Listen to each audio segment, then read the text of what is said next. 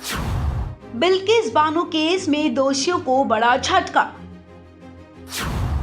बढ़ सकती हैं मुश्किलें। सुप्रीम कोर्ट ने सुनाया बड़ा फैसला।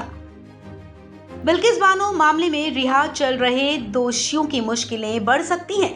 दरअसल इस मामले में दोषियों को राहत देने के खिलाफ बिल्किस बानो की याचिका पर सुनवाई के लिए सुप्रीम कोर्ट राजी हो गया है।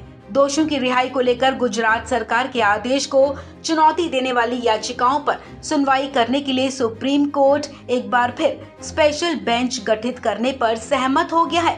आपको बता दें, पिछले महीने भी chief justice of India DY Chandrachud ने कहा था कि वो इस मामले को उठाने के लिए एक विशेष बेंच का गठन करेंगे।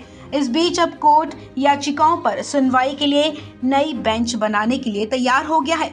दोषियों की रिहाई के खिलाफ बिल्किस बानो ने अपनी वकील शोभा गुप्ता के जरिए सुप्रीम कोर्ट में याचिका दाखिल की थी। याचिका में सभी दोषियों को दोबारा जेल भेजने की मांग की गई थी। मुख्य न्यायाधीश DY चंद्रचूड़ और जस्टिस PS नरसिम्हा और जस्टिस JB पारदीवाला की पीठ ने अब याचिका पर सुनवाई के लिए नई पीठ के गठन का बिल्किस बानो और उनकी वकील शोभा गुप्ता को आश्वासन दिया है। वहीं बिल्किस बानो की वकील शोभा गुप्ता ने मामले पर जल्द सुनवाई करने की जरूरत बताया है।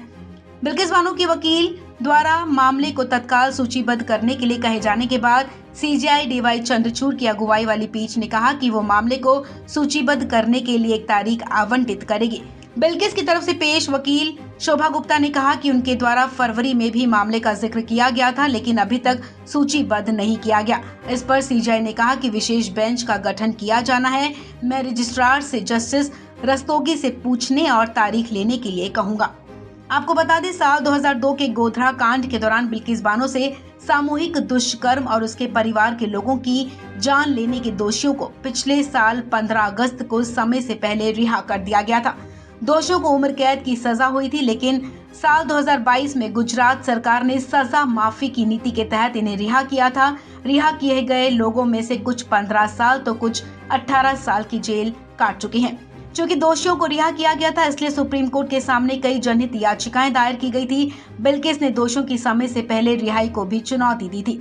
इसके बाद सुप्रीम कोर्ट ने बिल्किस बानो की तरफ से दायर पुनर्विचार याचिका को खारिज कर दिया था।